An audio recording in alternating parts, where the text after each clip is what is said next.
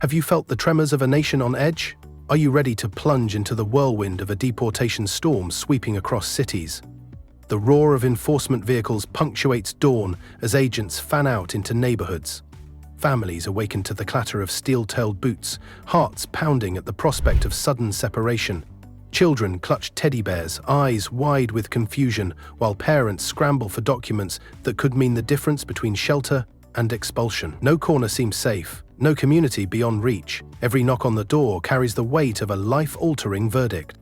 Rumors swirl of endless busloads hurtling toward detention centers, corridors echoing with hurried whispers. Some describe historic numbers, the likes unseen since earlier decades. Yet beneath the bold headlines lies a puzzle of disputed figures and partial data. Facts compete with fear, and skepticism becomes a survival tactic. Policy memos circulate in hushed circles, revealing a strategy forged in the crucible of political pressure. A hardline vision demands swift action, casting a net wide enough to catch both hardened criminals and paperwork violators.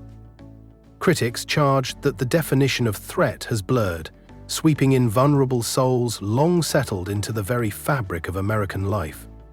In city after city, local authorities grapple with their role. Some police chiefs issue clarifying statements, desperate to maintain community trust. They warn residents that neighborhood officers are not immigration agents, even as federal operatives move in tandem. The lines between local safety and federal mandates grow ever more tangled. Detention facilities groan under the weight of swelling populations. Bunkers designed for fewer capacity burst at the seams, while makeshift beds line hallways.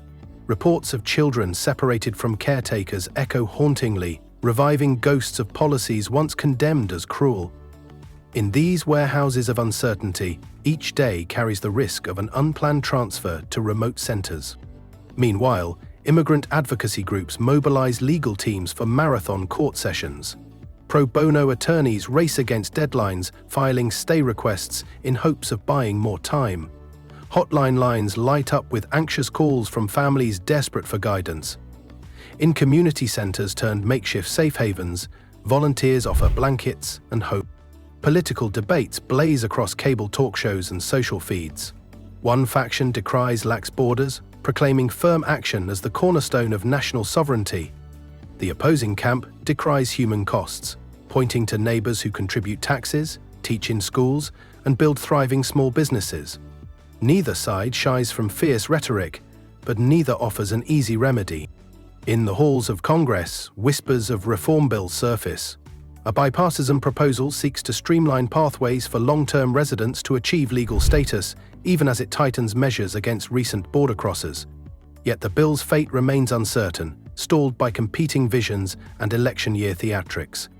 Rural towns feel the ripple effects as well. Agricultural regions reliant on migrant labor brace for harvest season with trepidation. Field hands fear checkpoints that interrupt dusty rows of produce. Farmers, long accustomed to seasonal shifts, now factor in deportation sweeps when planning crops and schedules. Business owners in urban centers wrestle with workforce gaps. Tech firms and service industries alike face talent shortages as specialized workers vanish overnight. Conferences proceed with empty seats and training programs scramble to fill spots. The economic machinery of cities grinds against the friction of disrupted lives. Churches and mosques transform into sanctuaries of solace. Clergy members stand at entrances, offering sanctuary for those fleeing imminent raids. Meal trains form, delivering casseroles and care packages. In sanctified spaces, faith intertwines with activism, drawing attention to the moral dimensions of mass removals. Academics rush to contextualize the wave. Professors draw parallels with past deportation efforts under previous administrations. They chart timelines of policy shifts and legal rulings, mapping how definitions of public safety risk have expanded and contracted over decades. Their lecture halls fill with hungry students, eager to dissect the human stakes of enforcement zeal. Media outlets deploy investigative teams to trace deportation routes. Journalists follow buses across state lines, recording testimonies that break through official silence. Raw footage captures tearful farewells at makeshift bus stops, voices shaky as loved ones vow to reunite. These human moments shatter the veneer of clinical policy debates. As winter thaws into spring, the pace quickens. Court dockets swell and judges juggle cases by the dozens each hour. Some rulings grant stays, others order immediate removal. Attorneys chase each decision like racers at a finish line, hoping to intercept clients before flights depart. At the same time, government spokespeople insist on orderly operations. They emphasize that only those with final deportation orders face removal. They argue that fair processes remain intact, with opportunities to appeal. Yet the speed of arrests and transfers undermines faith in procedural safeguards for many observers.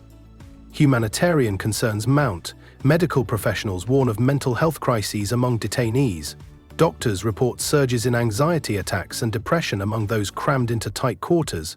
Children, especially, exhibit trauma that echoes into prospects for schooling and social development. Art and culture respond in real time. Street murals spring up, memorializing communities at risk of erasure. Poets pen verses on coffee-stained napkins, capturing the tension between law and mercy. Musicians compose protest anthems, their lyrics striking chords at rallies from coast to coast.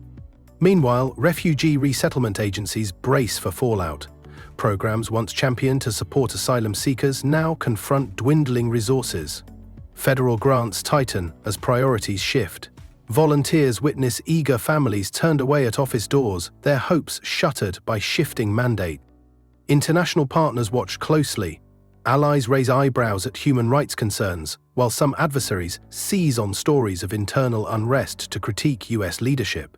Diplomatic cables, though rarely leaked, detail how enforcement rhetoric strains bilateral relations, especially with countries whose citizens face rising deportation rates. Legal scholars dissect the constitutional grounds. They debate whether expedited removals infringe due process rights. They trace the lineage of immigration law back to statutes from a century ago, questioning whether modern machines of removal align with the founders' notions of fairness. Their articles fill law journals, but for most families, the issues demand urgent action, not academic footnotes.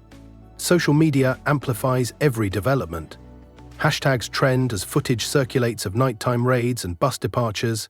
Skeptics challenge every claim, dissecting statistics and pointing out anomalies. Citizens on all sides wield smartphone cameras as both shield and spear, documenting raids in real time to bolster opposing narratives. Courthouses feel the tension, with protesters lining sidewalks as families arrive for hearings. Some hold signs decrying inhumanity. Others brandish placards demanding stricter enforcement. Tensions flare when counter-protesters converge, creating standoffs that test police crowd control tactics already stretched by enforcement duties. Community leaders rally faith, resilience, and resistance. They form coalitions that cut across ethnicity and creed, united by the conviction that mass deportations fracture the social contract. Vigils light up plazas at dusk, candles flickering against banners proclaiming solidarity. In these gatherings, hope mingles with outrage. Yet enforcement agencies press forward. New directives land on desks, mandating expanded criteria for arrests. A memo circulates, allowing collaboration with local code enforcement to identify housing violations for potential immigration consequences. Critics cry foul, arguing that anyone could fall under such net. The legal labyrinth proves deadly. Some detainees languish for months awaiting hearings. Bonds skyrocket, effectively trapping families in limbo until lawyers can negotiate payment. Bank accounts dwindle and dreams dim as financial burdens mount. Amid this storm, some find pockets of reprieve. Long-time residents with deep community roots leverage support from sympathetic elected officials. Local councils pass resolutions urging ICE to focus on violent criminals only. While non-binding, these statements foster dialogue and, in some cases, slow the pace of raids. Philanthropic foundations step in, offering grants for rapid legal response teams. Lawyers shuttle between detention centers and family homes, tirelessly filing appeals. Fundraisers under marquee lights draw crowds eager to back the cause. Yet, the demand for legal representation far outstrips supply. Grassroots tech innovators build apps to notify communities of impending sweeps. Users ping locations of enforcement sightings, creating real-time maps of high-risk zones. Volunteers patrol virtual corridors, sending alerts that save lives by hours or even days. Despite the chaos, life endures. Children attend classes in far-flung districts, clutching stories of parents' near misses. Friends rally to share housing when breadwinners vanish. Neighbors cook meals and organize carpools to court appointments. In the darkest hours, community bonds prove unbreakable. Still, uncertainty looms. New executive directives could escalate tactics further. Court challenges could trigger temporary injunctions that halt certain operations. Negotiations in back rooms might yield modest reforms or, conversely, beefed up enforcement powers concealed in legislative language. Through it all, the human cost remains front and center. Portraits of separated families fill social feeds, demanding empathy beyond political divides. Each name added to removal manifests as a reminder that policy discussions hinge on flesh and blood stories. Ultimately, the debate over mass deportation waves crystallizes a broader question. What does a nation owe to those who seek to build lives within its borders? Does rule of law trump human compassion, or can the two coexist in a balanced design crafted by tradition and tempered by progress? Communities on the front lines of enforcement have begun to adapt in remarkable ways. Neighborhood watch groups now include trained volunteers who know how to advise neighbors on their rights during unexpected home visits. These grassroots organizers compile resource packets that list legal aid contacts, emergency funds, and mental health hotlines. Churches, mosques, and community centers partner with local bars and cafes to host Know Your Rights workshops over free coffee and pastries. Even local sports leagues have started incorporating brief legal information sessions into their halftime announcements, ensuring that players and fans alike carry essential knowledge wherever they go. Meanwhile, the ripple effects have reached the labor market in unexpected ways. Employers, once reluctant to hire undocumented workers, now offer formalized internship programs with mentorship tracks geared toward those at risk of removal. Some industries have launched rapid response teams to cover last-minute absences, training standby staff to step into critical roles often filled by migrant labor. Tech startups have begun trialing anonymous hiring platforms that allow candidates to conceal personal data until after conditional job offers are made. These innovations signal a burgeoning economy driven by necessity, turning enforcement pressures into a catalyst for creative workforce solutions. Civic organizations have upped the ante in political advocacy. Petitions demanding a moratorium on deportations receive thousands of signatures daily. Crowdfunding campaigns supply legal defense funds, and social media challenges encourage allies to call congressional offices en masse. Youth-led coalitions coordinate marches that weave through city centers and college campuses, complete with chanting drumlines and eye-catching banners. They stage art installations in public parks, giant paper cranes representing each person deported, suspended above footpaths to force passers-by to look up and confront the human toll. These demonstrations blend performance art with pointed policy critique, reframing deportation as an urgent public health crisis. Legal scholars and civil libertarians press their case in the courts. Strategic litigation targets policies that expand expedited removal, arguing they violate constitutional guarantees of due process. A landmark lawsuit, filed in a federal district court, claims that current criteria for public safety threats are so vague they amount to arbitrary detention. If successful, the suit could set a precedent requiring individual hearings before any removal order is executed. Observers note that similar challenges during past enforcement waves have taken years to resolve, underscoring the tension between swift action and enduring legal safeguards. Healthcare providers have mobilized to address the medical fallout. Hospitals in high enforcement zones report a surge in untreated chronic conditions as fear keeps patients away. In response, mobile clinics equipped with volunteer doctors and translators prowl designated safe zones, offering free checkups and medication refills. Mental health professionals host phone-based counseling for detainees and their families, recognizing that separation trauma can manifest in depression, anxiety, and even post-traumatic stress symptoms. These efforts underscore the layered consequences of deportation beyond simple removal statistics. Educational institutions step into the fray as well. School boards in affected districts issue amnesty for undocumented students, allowing them to attend classes without fear of fingerprint checks or video surveillance. Principals arrange for legal counselors to hold office hours on campus, while teachers integrate immigration law basics into civics curricula. College campuses erect sanctuary spaces where students can study without interruption, complete with locked doors and volunteer chaperones. Debate clubs tackle the nuances of immigration policy, cultivating the next generation of advocates and policymakers. The cultural sphere reacts with poignant commentary. Filmmakers rush to capture the unfolding story, shooting guerrilla-style documentaries that blend on-the-ground interviews with archival footage. Playwrights debut one-act dramas in community theaters, depicting families torn apart by sudden detentions.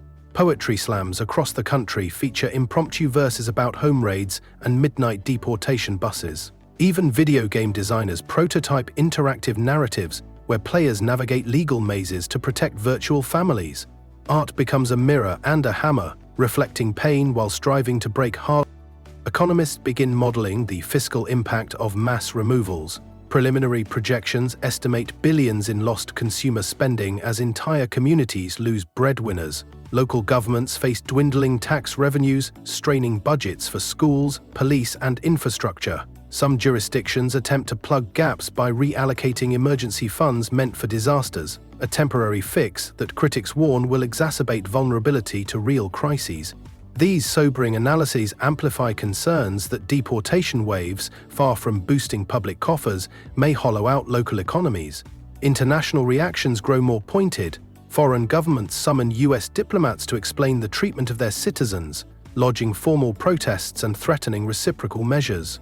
Migrant advocacy groups overseas share best practices with their American counterparts, fostering a global network of support. Human rights commissions convene hearings to document alleged abuses in detention centers, sending investigators across the country to gather testimonies.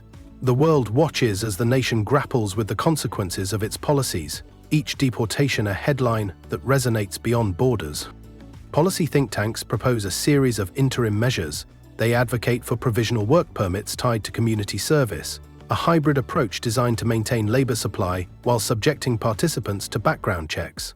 Other experts suggest federal grants to bolster local legal aid infrastructure, recognizing that court backlogs strain resources nationwide. A bipartisan panel issues a white paper calling for upgraded data transparency, urging ICE to publish detailed breakdowns of enforcement actions by demographic factors. These recommendations aim to inject rigor and accountability into an often opaque process. Meanwhile, small-town dynamics produce unexpected alliances. Conservative farmers, historically wary of government interventions, join forces with progressive activists to lobby for migrant labor protections.